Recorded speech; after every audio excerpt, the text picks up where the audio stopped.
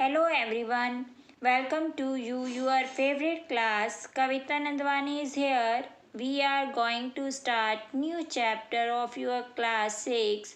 I would request to all of watching this lesson stay connected for entire duration and by the end of this chapter to leave feedback or comment and share for my motivation. Now student, we are start a new chapter number 2 of geography, class 6, globe, latitudes and longitudes.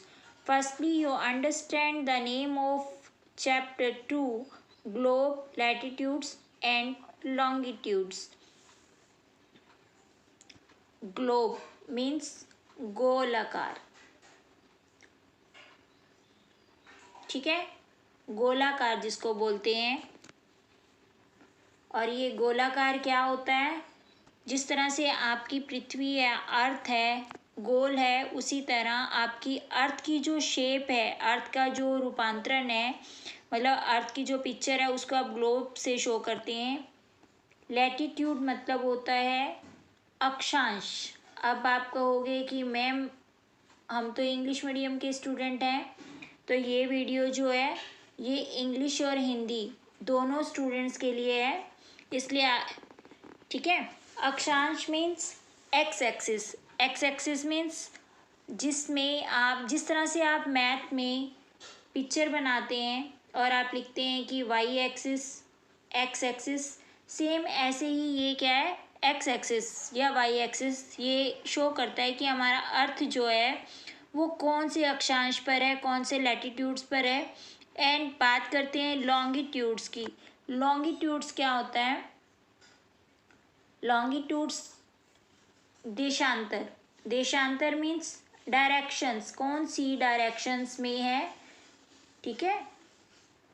Longitudes मतलब देशांतर, देशांतर means directions हमें show होता है कि जो ग्लोब है, ठीक है, या ग्लोब पर बनी हुई जितनी भी पिक्चर्स हैं वो कौन सी डायरेक्शंस में है, ठीक है। Clear student.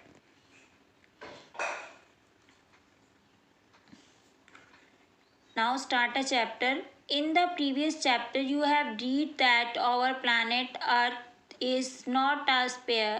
It is slightly flattened at the north and south poles and blotched in the middle. देखो अब इसमें क्लियर बताया है कि लास्ट चैप्टर में हमने जो सोलर सिस्टम वाला चैप्टर पढ़ा है उसमें क्लियर था कि जो हमारा अर्थ है उसकी अपनी भी कोई भी शेप नहीं होती है, मीन्स वो प्रॉपर जो होता है गोल नहीं होता, राउंड नहीं होता। इट्स अ फ्लैटेंड, मतलब ये क्या होता है, समतल होता है।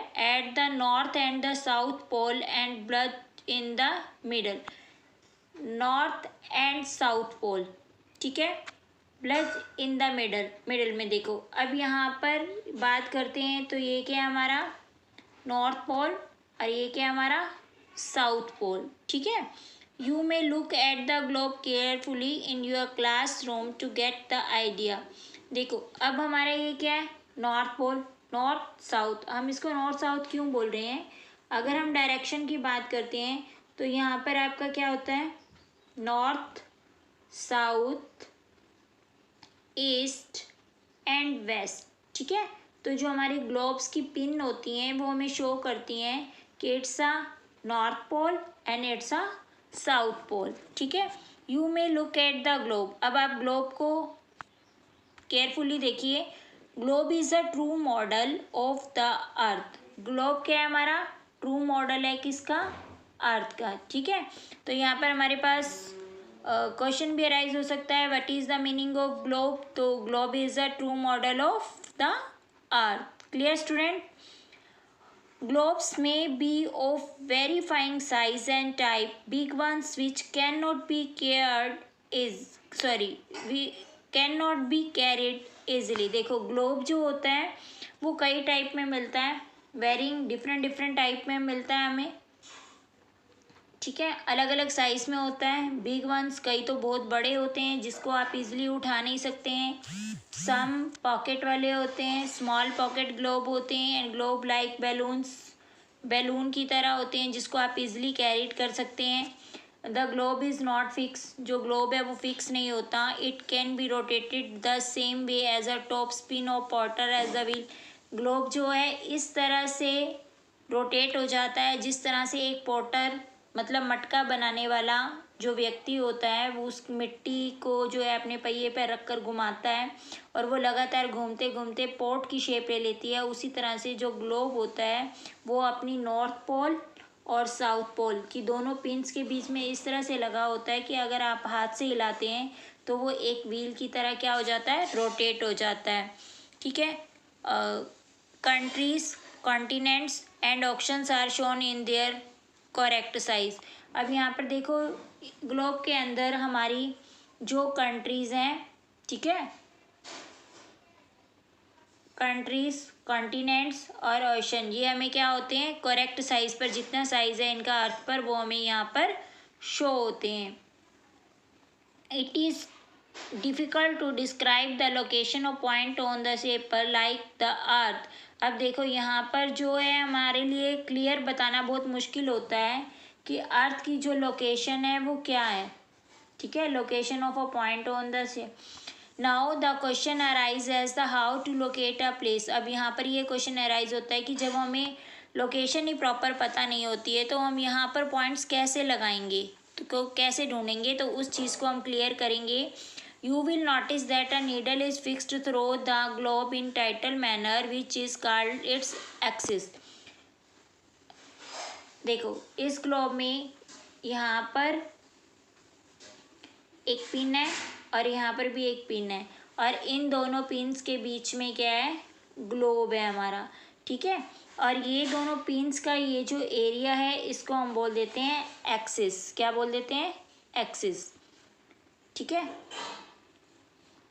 Which is called a axis.